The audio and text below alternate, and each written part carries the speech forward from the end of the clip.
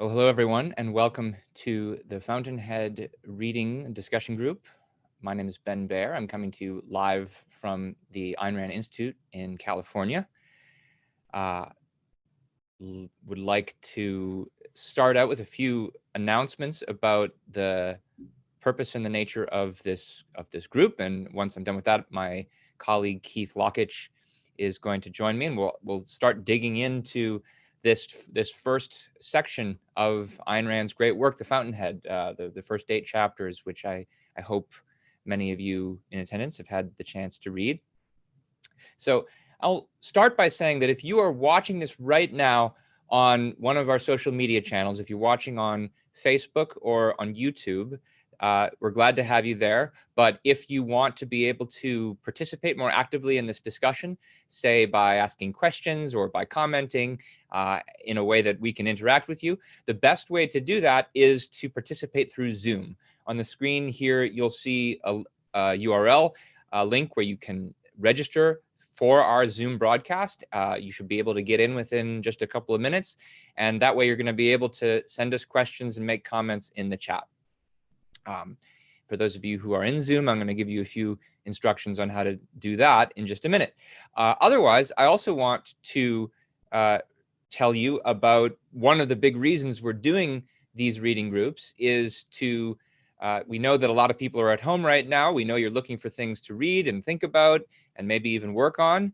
And well, for those of you who are in high school, I think grades 11 and 12, maybe 10th grade too, I can't remember, there's a scholarship contest that the Ayn Rand Institute sponsors. It's one of the biggest essay contests in the world. The top prize is $10,000. If you go to this website or otherwise look up Ayn Rand essay contests on Google, you're going to be able to find more information on the topics that you can write essays on, how to submit them. We've moved the deadline back until late in May, by which time we will have finished reading this book in the group. So hopefully some of the things we talk about in this group will be helpful for those of you who are working on these essays and want to enter the contest. So I'm going to now turn my screen share off, and hopefully we'll be joined momentarily by my colleague Keith Lockitch, who's going to start discussing some of this with us. And, hi, Ben. Hi, everybody. Hi, Keith. Just to clarify, the Fountainhead essay contest is open to 11th and 12th graders. Okay, I knew it was 11th and 12th. I couldn't remember if it was 10th. Yeah. But the Anthem contest is out there for 10th graders. Well, Anthem is open to 8. There are 2 contests actually for Anthem, 8, 9, and 10. And then there's another contest for 11th and 12th graders. So. Yeah. Someone just asked in Zoom, once they're registered for Zoom, will the link remain the same? And I believe the answer to that question is yes. So for those of you who are watching in Zoom, we're going to do 2 forms of interaction with you today. One is we've posted previously some discussion questions about this first reading. I don't know if you had a chance to see them, but if you're looking to think about discussion questions in the future in advance of the webinars, those are posted both on that Zoom registration page I mentioned before, but also on the Fountainhead Facebook page. We'll try to put those up a little earlier next week than they were last week. So you can read those questions, think about them as you're reading through the book. And if you like, post your own thoughts on the answers in the comments sections on Facebook. We'll take a look at what you've said. Maybe we'll integrate some of that into our discussion. But otherwise, today we're going to talk about those questions. The discussion is going to be structured around them. I'm going to be reminding you, the audience, what those questions are. I'm going to be asking you to participate in the conversation. So the best way to do that is through the chat box. If you hover over your screen, on the bottom, you'll see a button that says chat. It'll open up a little module to the right in Zoom. And when I ask questions, feel free to try to answer them. Right now, your answers will only be read by us, not anyone else, not any of the other attendees will be able to see what you're writing. So if you have thoughts on questions we ask you, please put them in the chat. We'll take a look at them. We'll see if that contributes to the conversation. We might share some of them. Otherwise, if you want to ask questions, there's a separate button and module for that in Zoom. Hover over the screen. There's a button that says Q&A. If you have questions about the material we're discussing in the moment, put a question there. Maybe we'll try to work some of your questions in as we're talking about the topic, but certainly we'll save some of them for toward the end when, if we have like a grab bag of a bunch of different questions, we'll go through those too. So Ben, that seems like a good time to also mention that we're trying to keep this spoiler free. Do you want to say Yes. something about that? Okay. Yeah. So whenever we do events like this, we usually get a mix of different people, some of whom have read the book many times and love it and just want to talk more about it. Some of whom are reading it for the very first time. And so just want to remind any of you out there, and this is less of a concern since not everybody's going to be able to see the comments that you write, but do keep in mind, we're trying to do this in a spoiler-free way. So if you ask a question that reveals spoilers about future events in the novel that we haven't gotten yet, I'm going to pass those over unless there's a way of asking them without that. And the same thing goes, by the way, for thinking about the theme and the philosophic meaning of the book. I think this is something that you have to draw out of the book over time, and especially since we're right at the beginning of our discussion, veterans who know more about the meaning of these events, stay tuned. We'll talk more about that as our discussion goes on in future weeks. And I can just say a little bit about what is it that we are going to focus on in this session, since we're only covering the very first 8 chapters. One of the things I talked about last week is the fact that one of the things that Ayn Rand is doing in the novel is she's showing us how different philosophical principles lead to different life courses. And so what we're starting to see, we're looking kind of at the characters of Roark and Keating, and we're trying to get a sense of what are the different ideas that they hold and premises that are motivating them, and are we seeing right from the beginning differences in what that leads to in their actions and choices. So yeah, and I think that especially these introductory chapters, are very carefully and consciously put together by the author with the intent to show the differences in character between Roark and Keating. And some of the discussion questions that we asked were aimed at trying to bring those differences out.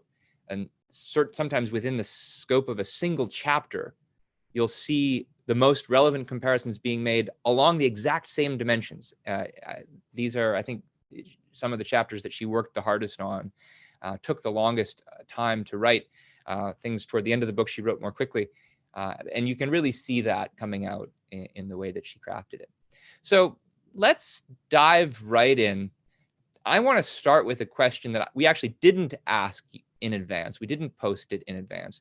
But I think it's a question that's going to help transition us into a lot of those questions that we did post, those questions about the differences between Roark and Keating in particular. The first line of the novel is famous. It's right up there with it was the best of times, it was the worst of times. And it's a truth universally acknowledged that a single man with a fortune must be in want of a wife. Instead, we have Howard Roark laughed. And so for some reason, this is a aspect of Roark's character that people sometimes forget about, but it's a really important one. And the question that I want to ask is, why is Roark laughing? What is he laughing about? And if you're here with us in Zoom, this is a great opportunity to write something in the chat to share with us your thoughts on why is Roark laughing? I mean, he's standing on a cliff naked. We find out that his situation in life is not exactly what you would ordinarily describe as a humorous situation.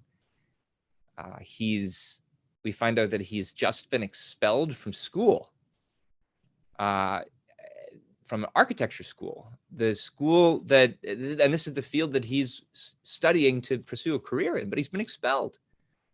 Why is he laughing? So somebody in the chat whose name I can't quite read because it's a bunch of numbers, but SM says he's just he's feeling free.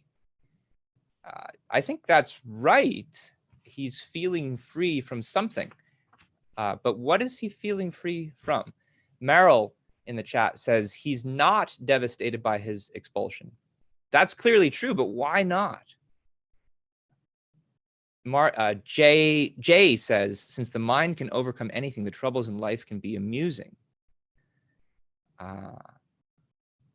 Estrid says he's laughing inspired by the strength of nature. Bobby says he's impervious to, thanks guys, you're putting great stuff in the chat. He's impervious to failure. His pursuit and vision are paramount. All other opinions are worthless. Ellen says he's happy, but how can he be happy in a moment like this? Elizabeth says he knows he has the power to design the world. Susan says because he loves life. Bonnie, I think, says something really important. He realizes he doesn't need the dean anymore. I assume, Bonnie, you're referring to the dean of the school that he's just been expelled from. I mean, it's clearly the case. He wouldn't be laughing in a situation like this unless he didn't think his expulsion was that important. And some of the things that you've said in the chat, I think, point the way to why he doesn't think it's important. He still wants to be an architect. He clearly still wants to be an architect. That's why he's looking at his surroundings in nature. He's looking at the granite, the trees, the iron rust, all to be used in the construction of buildings. So it seems like he's still pretty confident that he's going to be able to be an architect, even though he's been expelled from school. Now, I don't know if somebody would be able to be in the same position these days when you need to have a license and you can't get a license without a degree, et cetera. But this is presumably in a day and age where that wasn't the case. He seems to think he can still be an architect. The question isn't who's going to let him, is who's going to stop him. And nobody seems to be out there to stop him. And he generally doesn't seem to care so much about the approval of the dean or of the architectural standards that he's opposed to, the ones he's violated in turning in all these assignments that have gotten him expelled. He's interested in formulating his own views about what architecture should look like. And the comment from Salimatu in the chat, I think, is pertinent. He says he's laughing because he realized that he made the mistake of letting something happen to him. I think that's an interesting point. I hadn't even thought of that, but I agree that it's an interesting point. That's a point that comes out when he's talking to the dean. He let himself go through all these courses, learning things that he didn't even think that he needed. Why did he let that happen? So part of it is that he's perhaps laughing at his own, what he regards as a kind of foolish mistake. Right. He's learned everything he can at Stanton, and he feels that he should have made the decision to leave prior to, and not letting himself get expelled. That's part of what he says. So. Yeah. So I think all of you in the chat are doing a good job with us so far. And so that's maybe a good opportunity right now, because many of your names I don't recognize. Part of the reason that we're doing this series is to reach out to people who are first-time readers of the Fountainhead, people who are unfamiliar with Ayn Rand's works. And I'm going to put up a poll to get a sense of who you are, where you're coming from. This is just a question about what your familiarity with Ayn Rand is. I'll leave this running in the background so anybody in Zoom can answer it as we continue to talk about this material. And I'll apologize to Salimatu, who points out that Salimatu is a she, and I apologize if I'm mispronouncing your name also. Yeah, we're probably gonna butcher a few people's names today. Sorry about that. It's too bad that we can't be speaking with you in person to hear how you would pronounce it.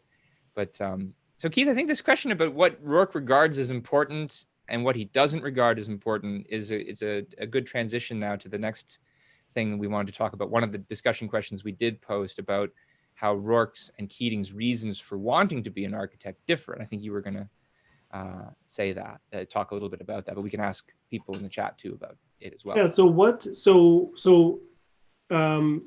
information do we get in the first 8 chapters about Roark's reasons for wanting to be an architect versus Keating's reasons for wanting to be an architect? And let's take up Roark first. So I think there's a couple of sources that we can draw on here. There are things that Roark tells us about why, he says explicitly why he wants to be an architect. And then I think there's some kind of actions that we see in him that reveal that as well. So let's put this as a question to all of you. What are some of the things that Roark says about why he wants to be an architect? And he says different things in different parts of the readings. It's not all in one place. So some of them are earlier, some of them are later. Some of this is just a matter of kind of digging out and finding the right passage. So one of the things that he says is, comes on, if you've got the novel with you, and we're using the student edition here, just if you want to get the pagination right. I have my ancient copy that's broken, and here's the other half. So, but the pages are the same. So on page 26, Roark he's talking about why he wants to build, and the dean is talking about the clients. Of course, the reason we want to build is so that we can build the house that the client wants us to build. And Roark says that he doesn't intend to build in order to have clients. He intends to have clients in order to build. So it's the building that is Roark's passion. It's the act of taking the problem. This is something else that comes out in his conversation with the dean. An architectural job is an intellectual challenge for Roark. You've got the site, you've got the materials, you've got the specifications, what it is that the purpose of the building serves, and then there's an intellectual challenge of figuring out how to create a building that meets those specifications, but which also represents a thing of beauty. And so that's really what's motivating Roark. That's what his passion is. He says to Henry Cameron, when he meets him on page 49, Cameron asks him, why he decided to be an architect. And he says, I didn't know it then, but it's because I've never believed in God. And Cameron says, come on, talk sense. What are you talking about? Because I love this earth. That's all I love. I don't like the shape of things on this earth, and I want to change them. So that's Roark's motivation. So those are some of the things that he says about his motive. But I think it's also interesting to look at some of the actions that he takes. So Bobby in the chat says, Roark is a true artist. He's inspired by creation and vision. He doesn't take other people's opinions seriously. Let's see, Steve says that he loves designing buildings as an expression of his values. So I think it's interesting to look not just at the things that he says, but also some of the actions. If you look on page 19, I want to recall in the very first chapter. So Roark comes home from the lake, and he goes back to Mrs. Keating's boarding room where he's living. And she tells him that the dean wants to see him. He's just been expelled from the school, but the dean's office called, and he's got he's got a chance to go and meet with the dean, possibly maybe to get the expulsion reversed. So this is would seem like an important opportunity. He goes back to his room and he starts to kind of pack up. And what happens? He's going through his sketches, and he sees one where he didn't quite know what was going wrong with it. And he suddenly sees the way to fix it. And what does it say? He flung the sketch down on the table. He bent over it. He slashed lines straight through the neat drawing. He stopped once in a while and stood looking at it, his fingertips pressed to the paper as if his hands held the building. Blah, blah, blah. An hour later, he heard a knock at his door. Mrs. Roark, Mr. Roark, Mrs. Keating comes in. Mr. Roark, what are you doing? What about the dean? He completely forgot about the dean, right? His passion in life is architecture, building. This is the primary thing that's motivating, to the point where to the exclusion of all other things that might be motivating him. There's a similar passage after he leaves the dean's office, and he wanted to think about the dean and the principle behind the dean, and then it says that he kind of forgets about it. I'll just read this again briefly. He stopped. He saw the sunlight of late afternoon held still in the moment before it was to fade on the gray limestone of a string course running along the brick wall of the Institute building. He forgot men, the dean, and the principle behind the dean, which he wanted to discover. He thought only of how lovely the stone looked in the fragile light, and of what he could have done with that stone. So these scenes show implicitly where Roark's passions lie, and I think they really show his reasons for wanting to be an architect. Now, do you, yeah. I was just going to say one thing though that's interesting about that last passage is it's not like Roark has just an autistic focus on only one thing. He is interested in why people do things that they do, and he wants to understand other people, including people like the dean. But that last scene is a way of showing that there's what comes first in his mind is his work, even when the other people involved in his life are ones who are, at least pretty obviously related to his work, the dean of the architecture school. Yeah. So what about Keating? So why why does Keating want to be an architect? And that's maybe a trick question, because does he even really want to be an architect? Well, what are his reasons for going into the field is another way of putting it. Yeah, there's a good question. So let's see. People are okay. First answer from Akanshu, because his mother told him to. Bobby says Keating is a poser to please his mother. His mother wants it. Right? Well, why does his mother want him to go into the field? Mother knows best. She has a reason herself. Okay, so Ben says, different Ben says it's because his mom thought it was a respectable profession. Mahdi says it sounds prestigious. Humaira says that you too. meet the best people in this field, right? So unlike Roark, we don't see any evidence in Keating of a passion for the practice, the activity of architecture itself. What he's interested in is, first of all, his mother. He has this early interest in being a painter, but his mother says, "Oh well, that's not as respectable a profession as being an architect. In the architect, you meet the best people." And as we see later in the first 8 chapters, right, when he starts to work for Guy Franken, this is an architecture firm where wealthy people are coming to have them build their homes. So when she says you meet the best people in this line of work, this is the kind of thing she's referring to. It sort of puts you in the path of, you made a Pride and Prejudice reference earlier, Ben. Well, this puts you in the path of other rich men. So that's another Pride and Prejudice reference. But yeah, so it's, what he wants is not necessarily to practice the profession of architecture. What he wants is for people to be perceived, to be admired as a great architect, to be perceived as a great architect, to achieve success in the eyes of others. And there's a very telling line on page 37. So after his triumphant graduation, he's the top student. He's got landed this prestigious job, right? And he's going off to celebrate with his friends in the car driving up to Boston. He was free. He was ready. In a few years, his name would ring like a horn, ripping people out of sleep. He was ready to do great things, magnificent things unsurpassed in architecture. Fill in the blank. But it need to have something you're going to do great things in. Yeah. It's an afterthought to him, and it's an afterthought in part because there was actually one thing we found out was that there was something he did actually want to do. He wanted to be a painter, but his mother quashed that, and he let her quash that in him. Yeah. And this is somewhat speculative on my part, but there are places in the book where you see Keating looking at the world in a way that a painter would. Like there's a place on page 32 where he sees an electric globe in the air of a spring night, made the street darker and softer.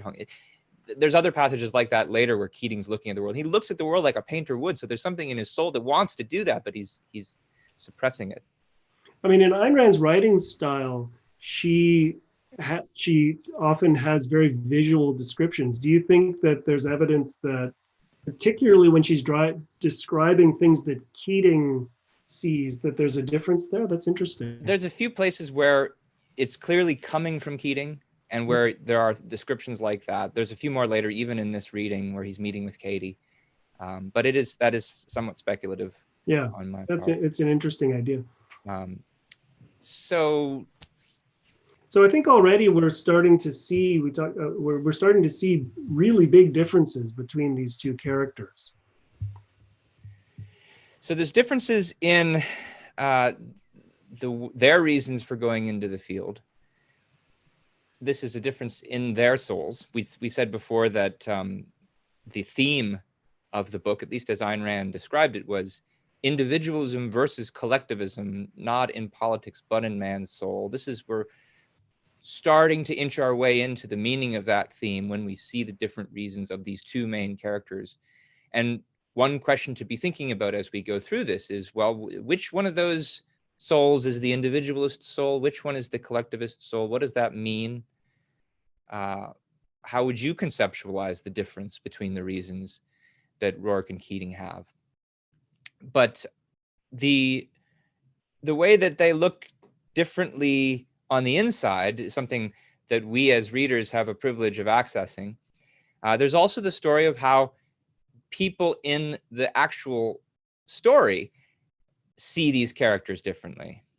And one thing that we get throughout the first 8 chapters is there's a very distinctive way in which other characters react to Roark.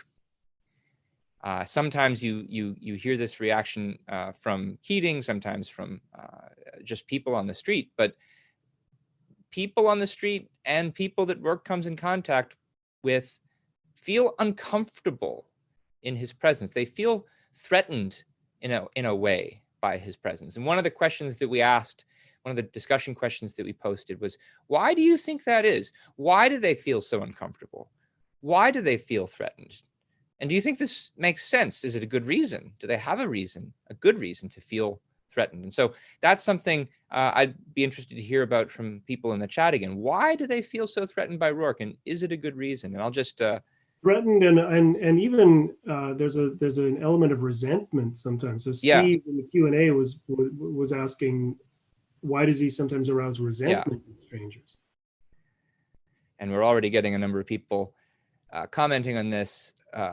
Zev says people feel threatened because he does not virtue signal. That's a contemporary expression, but he doesn't show off how he's supposed to be conforming with certain standards. Maybe that's what you mean. That there might be something to that. Johnny says they sense his. There must be a typo here, but they sense his truth. Something about his truth. Estrid says that he's reassuring. Now there actually are places where Keating finds something about Roark reassuring, but Keating also feels threatened and uncomfortable. So why are those two going together? There's something, I think there is a connection, and we'll talk more about that later. And there are people, by the way, wondering where they can see the questions that are the chat that's being posted. This is something that only we, the panelists, can see right now, and that's by design. But we will try to share with you the comments that you send to us, and you guys are doing a great job sending them. So please keep it up. Helen says, yeah, we just as a comment on that, we didn't want, sometimes if private chatting is happening, it can be very distracting for other participants, and so we turned that off just so that we can help people to keep focused on the discussion here. So. Yeah, Alexandra says he doesn't show the people what they would like to be seen as. He sees them for what they are and not the face people put on, not the face that people put on. Elizabeth says he does not need the approval of other characters, and so he does not fake the conventional reaction. Judith says his purity and directness make others feel uncomfortable because they feel knowledge of their own guilt and betrayal. Yeah, these are some really good responses. I mean, one thing we see on page 17 is that when he looks at them, people feel like they don't exist. Well, why don't they feel like they exist? The dean at one point says he feels threatened. He then checks that, but then at the end of their conversation, he says, no, you are dangerous. At one point in his internal dialogue, he associates great men with criminals. And again, later, page 47, we're told that people lose their sense of their own existence in Roark's presence. Why would that be? I mean, has he displayed any actual signs of violence? Has he ever threatened anyone physically at any point. It doesn't seem like it's a physical thing. It's something more about the way that Roark looks at people, what he sees in them, what he doesn't see in them, the way he himself carries himself in a way that's different from the way they carry themselves. I don't think we're going to get a full answer to this question of why he is so threatening to people or why he makes them feel uncomfortable until later in the book. There is a point in one of the later chapters, even from today's readings, where I think we get a slightly more explicit answer to this question, but I think we need to go through some other material before we get to that. And I hope we can at least close with that. I think we can. One thing we can do, though, is we can look at, by contrast, why do people feel comfortable in Keating's presence? Yeah. And we see him in these 8 chapters putting a real focus on, making a special effort to look at people and smile and worm his way into a community, whether it's at Franken's office where he goes to work or with his friends at school. It's a major focus of his to make people feel like he's a likable guy and to feel at ease around him. And so I think we can see already that that's not something that Roark does or would want to do. He's not going to put any kind of special effort into doing that. There's something about Roark that challenges people for who they are in a way that Keating doesn't. So we got a question here in the Q&A about, is Roark's hair color significant in this? Is this, why is there some significance? I think with respect to what we're talking about right now, do you have a comment on that, Ben? Or? Well, she had to pick some kind of physical appearance for him. She usually gives a very explicit and detailed visual imagery of what all of her major characters look like. And it's probably important for Roark that he stands out from the crowd in some way. Yeah. So having a very bright red hair, the exact color of ripe orange rind, that you need that kind of image to be memorable as a character, but then also to, this is a person who is going to stand out.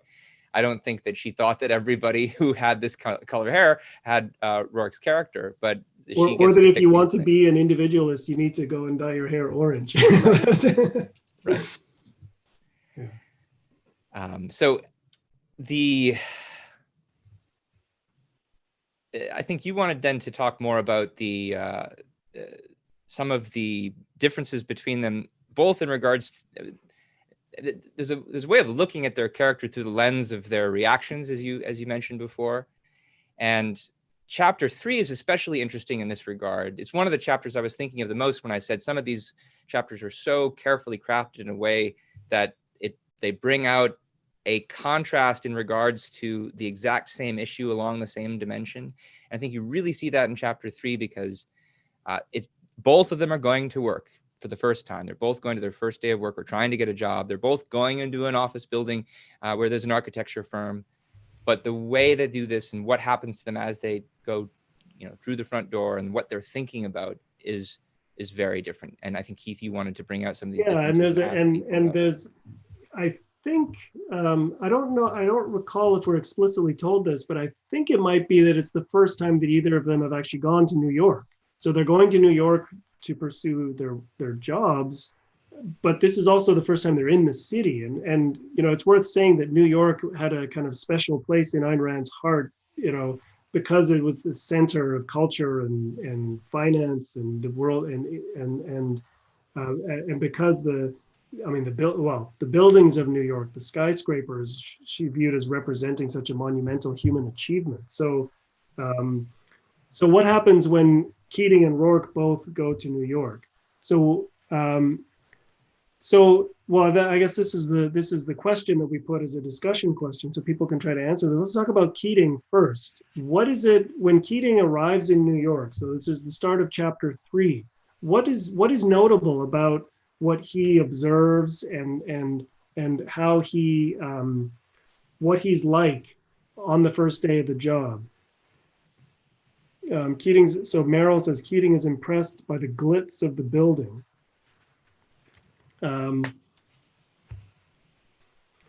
mean, what do we see at the very first paragraph, the second line of the chapter? Peter Keating looked at the streets of New York. The people he observed were extremely well dressed. Right? He's standing in front of the building. Smart as hell. He had a great deal to learn.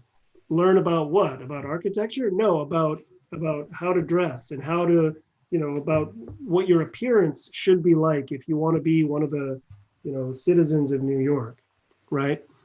He goes into the office building. Now, this is also interesting. So he goes into the office building. This is the place where he's been offered a job by Franken. He's going on his first day of work, and it says. So he goes in and he's observing the architecture and the design of the building. And it says, quite incongruously, Keating felt as if a conveyor belt was under his feet from the moment he crossed the threshold. It carried him to the reception clerk, blah, blah, blah. It transferred him to the threshold of a huge drafting room. Why do you think she talks about a conveyor belt there? What does that suggest or indicate? And remember the conveyor belt because it contrasts interestingly with the way Roark feels. So we have... Humaira says mechanical motion. Gives a visual of how Peter moves through the world. Okay, Jay Marshall says, Keating is being led around, not making his own decisions. Salamati says, he's along for the ride. Yeah. Judith says, he's not in control. Right. The conveyor belt suggests that he's being pulled along. He's not the driver of his own action. He's just being carried along. And he's being pulled along by these people who are dressed a certain way and the people who've designed this glitzy architecture without his asking any questions about it. Yeah. Did you want to say a little more about some of the other things we'd noted about Keating, and then I'll come back when we get to Roark? Yeah, I mean, even when he gets to inside his office, you see the same kind of being pulled by others attitude when he sits down at his desk and he's given plans to work on. This is page 38. He feels like it's some other achievement that somebody else has made. He doesn't know how to do the same thing. It's only when he starts to see flaws in people in their appearance sitting around him where he feels what he describes as love for mankind, but it's a love that he has for them because they're there for him to surpass their appearance. So it's still all about appearance in the eyes of others. And even then, when he goes to meet the boss, Franken, this is one of those places again where I wonder, first, is it Keating seeing the world in a painterly way, but it's also symbolic of something about the things that he notices as important because everything looks shellacked and polished. This page 40. Liquid mirrors melted and poured over every object. So he's seeing it in this visual way, but at the same time, what's coming out to him is his own reflection. And again, it's all about appearances for him. And when he has a conversation with his boss, especially toward the end, when the boss is examining the drawings that he's brought to him that Stengel had prepared, he realizes that it's been a long time since Franken ever actually studied any of these plans, that he's only doing it for Keating's benefit. And that makes Keating feel light as air. He saw the road to the future. So he recognizes in the person of his boss someone else who's obsessed with appearances. And so there are these kind of mirrors for reflecting off of each other, and you get an infinity. So he's been pulled into this office through the conveyor belt, pulled by an obsession with what other people think. And that is we're now seeing as the driving motive between him and his boss. And Zev in the chat says that's the virtue signaling. Well, it's certainly about some kind of signaling. Yeah, it's about signaling to others that you. Well, we'll have to think about what it exactly is being signaled by this kind of behavior. Yeah, let's jump to the contrast with Roark. So what about Roark when he gets to New York? So before we actually see Roark in New York, that scene is preceded with a whole discussion of Henry Cameron and who he is. We haven't really learned that much about him, and we get a lot of information about him. And the Dana Building is one of his most famous works. And then we see Howard Roark. Then we meet Howard Roark in New York. This is on page 46. Howard Roark looked at the Dana Building beyond the windows, stopping at each landing. He mounted the 6 flights of stairs to Henry Cameron's office. The elevator was out of order. So Ben's smiling. I mean, so this is a situation where he can't just be carried along by the elevator. He has to walk up every single one of those stairs himself, damn it. Did you want to say something about that, Ben? Or? No, I think you got the main point that I was hoping to bring out there. But he's simultaneously walking up these stairs, but at every opportunity he gets, he's peering at this view of the Dana Building that he gets out the window, to the point where he almost bumps into somebody because he's too busy looking at the building. And this is his when Roark gets to New York, he's not looking at people's clothes and how well dressed they are. What's he looking at? He's looking at the buildings of New York. He's wanted to be an architect from a very, very young age, and he's finally in New York, which is a city that's full of some of the greatest architectural achievements around. And it tells us, he collided once with a man descending the stairs. This had happened to him often in the last 2 days. He'd walked through the streets of the city, his head thrown back, noticing nothing but the buildings of New York, right? And even when he meets Cameron, he goes into Cameron's office. He sees he and Cameron look at each other, and then Roark sees a picture or a painting of a building on the wall, drawing of a skyscraper that had never been erected, and what's the first thing he does? He goes and he looks at that picture. So again, radical difference between Keating's first day in New York and the kinds of things that he notices and focuses on versus Roark's first day, or the first time we see him in New York. Yeah, I think that's a great chapter that really crystallizes some of the kinds of character differences that we've been talking about so far. Yeah, and there are other chapters where the same kind of thing happens. Yeah, before we get to the next question, Don has a question in the Q&A chat. He says, is it common for persons who've read The Fountainhead and enjoyed it tremendously to use Roark's clearly shown values to make decisions in their own lives? Is Roark acting as a role model here? And I definitely think that's part of the appeal of The Fountainhead and in Atlas Shrugged, some of the other characters in Ayn Rand's other major novel. There's that phrase, what would Jesus do? Well, I think, people often have the experience of thinking, what would Howard Roark do in a particular situation? Or they think of some of the other characters in Atlas Shrugged. And just having, this is part of Ayn Rand's view of the role that art can play in our lives, is having the image of a fully developed character and understanding the principles that they act on can help to solidify the answer to that kind of question much more quickly than trying to think it through intellectually. And so I definitely think the characters do play that kind of role model role for people. So I think that if you're reading this book for the first time, there should still be open question in your mind of, well, which of these characters do I want to try to emulate? Which one is getting ahead of us? Which one is the role model? There are definitely things we've already looked at about Roark where I can see why people would want to emulate that. But there's still a lot we have to learn about these characters and what makes them tick. And one way to get into that same issue, I think, is looking at another discussion question that we had posted in advance. How do Roark and Keating differ in the way they try to advance their careers? They both are trying to advance their careers in some important sense. Let's talk about each of them in that regard. Let's talk first about Keating. Keating's trying to get ahead in the world, clearly. He had to make a decision upon graduating as a valedictorian. What's he going to do next? Is he going to go to the École des Beaux-Arts in Beaux-Arts? I don't know how to say the French, in Paris, or is he gonna go work for Francois? And he goes to work in New York. But at that point, he has more decisions about how to get ahead. And so how does he try to get ahead? This is for you in the chat.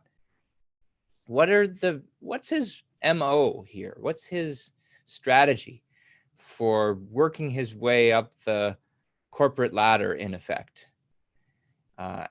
Angela says by networking. That's one way of putting some of the things he's doing, but it's I think we could definitely get more specific than that. It's not just networking, if it's, at the very least. There's more to it. Bobby says by drawing inside the lines. So he is sticking with the received standards, but that's really more of his way of keeping his current job. How is he hoping to get ahead in his position? Gretchen says, well, he makes decisions based on how others will see him. Well, what are some of those decisions? Helen says manipulating people. Sam says takes advantage of his coworkers. Elizabeth also says manipulating colleagues. What kind of manipulations are we talking about? Scott says climbing on top of others. I mean, he doesn't, at least at this point, he doesn't literally kill anybody or leave any bodies in his wake, but he does spot weaknesses in people's performance. That's what Salimatu also says. There's this Tim Davis guy who's obsessed with his girlfriend or his fiance. He's about to get married. He's kind of off in a dream world about it. Keating says, oh, I'll take over your work, Tim. And eventually he's taking over his work so much that the boss realizes he doesn't need Tim anymore. And Keating feels this pleasure at having influenced the course of someone's life. Stengel, at one point he's described as, Keating describes to himself Stengel as his next step. So he's like seeing other people as stepping stones to get ahead in life. And this is then how he arranges a commission for Stengel, so Stengel can go off and start his own firm, which conveniently then leaves him with a promotion. I mean, it's in a way it's worse than that he arranges a commission for Stengel. He double crosses Guy Franken because he's supposed to secure that commission for Franken's firm. Right. So. And this is something that's, we're just seeing glimmers of it, but at one point later in our reading, page 82, you start to see how Keating is thinking about, oh yeah, Guy Franken has a daughter. I don't know anything about her. I've never met her before, but maybe I should try to nudge my way into that. Who knows? Because if you're dating the boss's daughter, it brings with it all kinds of advantages.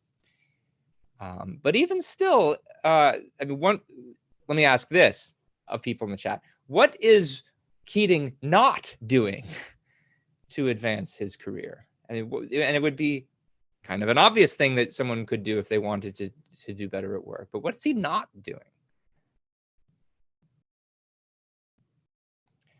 Jay Marshall says studying architecture. Conchu says working. And Harsh says learning how to do better. Innovating, says yeah, that's good. I mean, yeah, there's various places where once he's cleared all the other people out of the way and he's gotten their positions, now he's sitting there staring at a blank piece of paper that he has to fill, and he doesn't know how to do it, and ends up going to Roark. He even eventually ends up hiring Roark and uses Roark to do the problem solving. Okay, so that's Keating's MO for getting ahead at Franken and Hire. What about Roark? What does he do to get ahead to the extent that he can? And by the same token, what doesn't he do?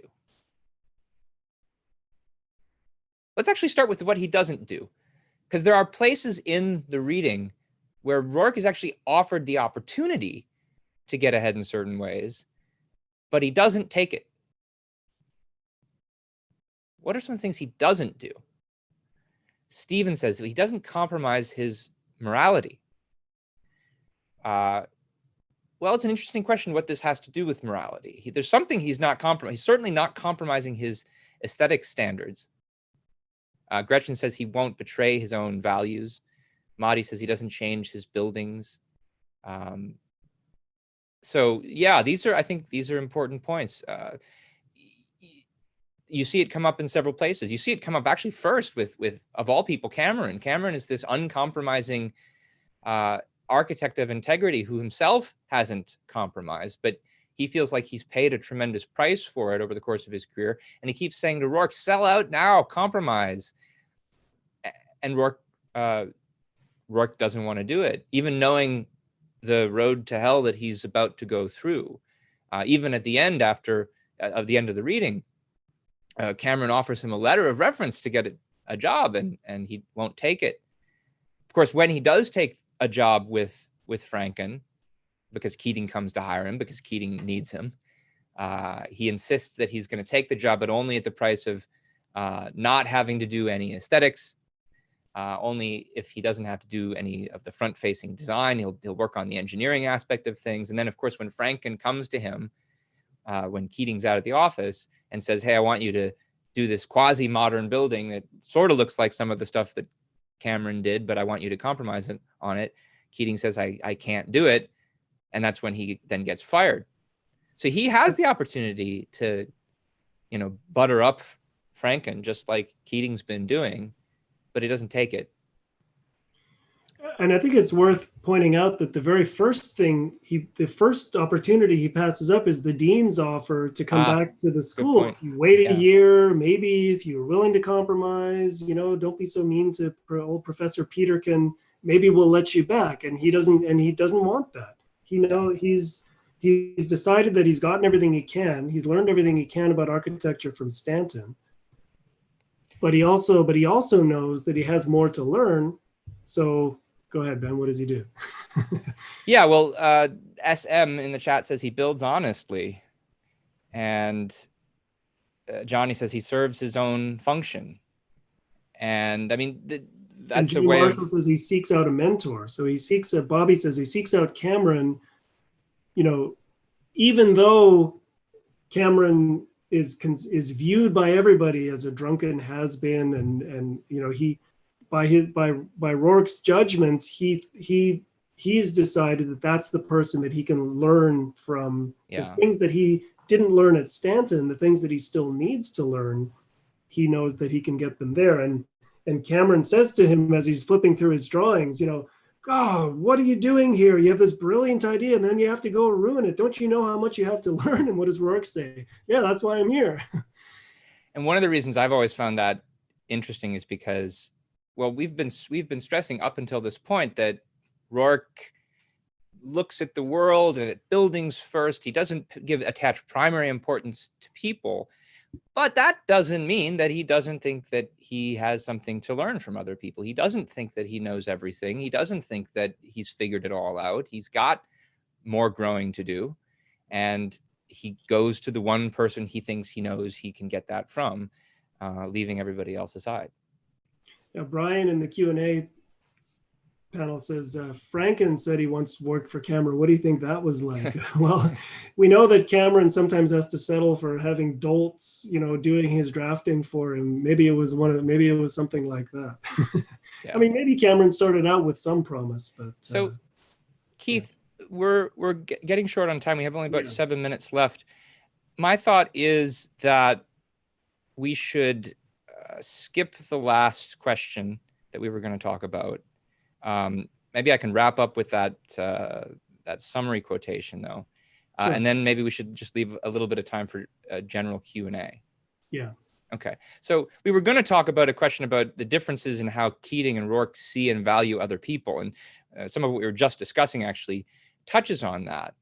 But I wanted to wrap up with a passage that I found and really only noticed for the first time in this latest rereading, which is on page 73. And this is when one of the times when Keating is going to Roark for help. And he said, and we get a picture of what he's thinking. He says, Keating felt naked. Davis, Stengel, Franken meant nothing here. People were his protection against people. Roark had no sense of people. Others gave Keating a feeling of his own value. Roark gave him nothing. He thought that he should seize his drawings and run. The danger was not Roark. The danger was that he, Keating, remained. So I think that's a significant passage because it gives us an important clue about why it is that Roark feels threatening to people like Keating. It's not so much about anything about even Roark himself, but about what Roark reveals to them, to these people, about themselves. The way in which he doesn't serve as a reflection for them in the way that they wanted him to, in the way that they are busy doing for other people all the time. And so I think that'll be a useful passage to think about and refer back to as we continue to move forward in the reading. So yeah, we've got about 5 minutes left at this point. I think now's a good time for people to just submit general questions and thoughts about these first 8 chapters. Best to put those in the Q&A box. While we're waiting for questions, so since you mentioned the passage that that caught your attention on this rereading, there's one thing or 2 passages that caught my attention that I thought were worth mentioning, because in terms of these differences between Roark and Keating that we're highlighting, I think there's a way in which these 2 passages almost capture the essence of them. And this is both of them. These are both the scenes where first Roark and then Keating are walking through the town of Stanton.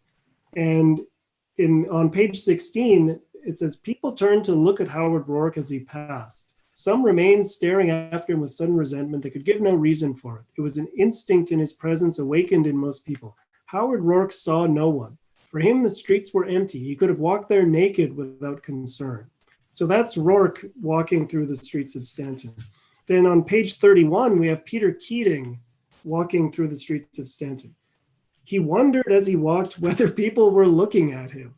He watched the rectangles of lighted windows. When a curtain fluttered and a head leaned out, he tried to guess whether it had leaned to watch his passing. If it hadn't, someday it would. Someday they all would. I mean, just reflect on the differences between those 2 passages, and there's a lot of food for thought there.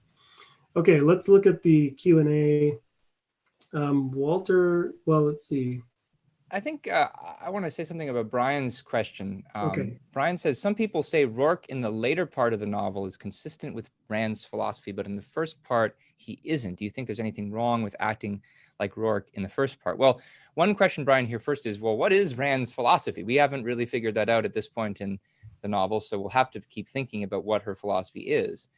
But another thing it's worth thinking about is, can a character change in certain regards, but not in others? I mean, as we were just discussing, Roark doesn't think that he knows it all. Roark doesn't think he knows everything. He thinks he's got a lot to learn about the world. One of the things we find out at the end of the first chapter is that he wants to figure out what this principle behind the Dean is, what it is that motivates people like the Dean and people like Keating. He doesn't yet understand what motivates them. Maybe once he figures that out, that will change his approach to other people and will change the kinds of things that he allows to let happen to him. Remember, he thought he was making a mistake already at the beginning when he was letting this educational institution get to him in the way that it did. Walter's asking about Keating's relationship with Catherine. I think that's something that we could return to when we get to later chapters, because we see more about their interactions in other chapters. I don't know that we have enough evidence to go on yet. We don't have a lot, though I would, without spending much time on it, just point Walter to page 58, where I think that's the place where we get the best picture of what he's thinking about Katie.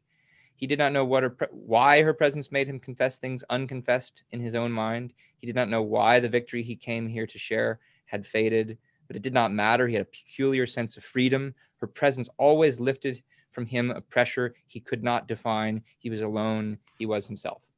So that's something to think about to answer your question, Walter. And I think we'll definitely get more on their relationship. We didn't focus that much on it today, but there'll be more as we move forward. And Merrill, I guess, was asking a similar question. Why does Keating stay with Katie? Well, he does through this part of the novel, and we looked at some of the reasons. let's see what happens in the future. Okay, I think we're basically at time here. So all right, let me just see if there's any one of these questions still worth saying something about. So Ben is asking about Ellsworth Toohey's ideas on architecture, which we get a little glimpse of in these chapters. We learn a little bit about him and about his book. And Ben puts it as, how do they represent collectivism? Well, collectivism is a word we haven't really said much about yet. That's the word that's usually contrasted with individualism. And if Roark is in contrast with Toohey here, and that makes Roark some kind of individualist, we're going to have to figure out why that's true. How does that connect to some of the issues that we've discussed today about how Roark sees the world in a different way than Keating, that Roark looks at his work first, that Keating looks at what other people think second? That's the major theme that we've brought out today, that there's this difference between the characters in regards to this idea. We'll have to see what it all adds up to as the plot of this story advances, as we see both Roark and Keating having to make some difficult decisions as things happen to them, as they themselves interact with each other and with some of the other bigger characters of the book that we haven't even said much about yet, such as Toohey and such as Gale Wynand, who's about to start to play a bigger role in the story.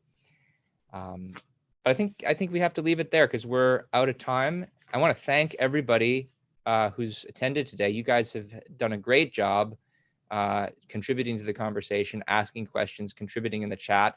There have been far more contributions than we've had a chance to comment on, but I just want to encourage everybody to keep doing that because, at some point we'll probably if you keep doing it, we'll see some of the things that you say and we'll comment on them and we'll try to answer some of your questions.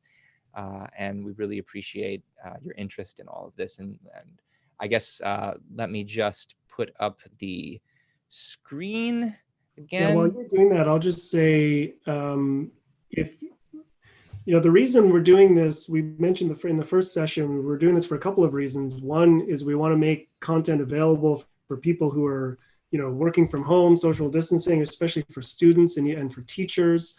And we have our essay contest on the Fountainhead coming up soon. If you know other students or if you know other teachers whose students might be interested in this content, please feel free to share. We want to attract as many people to this content as we can, and we want to make this available as widely as possible. So. And one way you can share is if you go to the YouTube or the Facebook versions of this recording. These are all archived on our Facebook and YouTube channels. You can just share the embedded video in your own social media, give them a sense of what they can expect from the very discussion that we've just had. And if you have questions you'd like us to discuss in the future, in connection with some of the readings that we're doing, send us an email to students@aynrand.org. And I'll just close by reminding you that we're going to meet next week, same time, 12 p.m. Pacific, 3 p.m. Eastern, right? And we'll be discussing the rest of part 1 of the novel. That's chapters 9 through 15, pages 103 to 200 in the mass market edition. That's this one right here. And I think we're going to have plenty to talk about. Look forward to the discussion questions for this being posted sometime on Monday to the Fountainhead Facebook page, also to that Zoom registration page, which I gave you the URL before. And I think that is everything. So thanks, everybody, and we will see you all next week. Bye, everyone.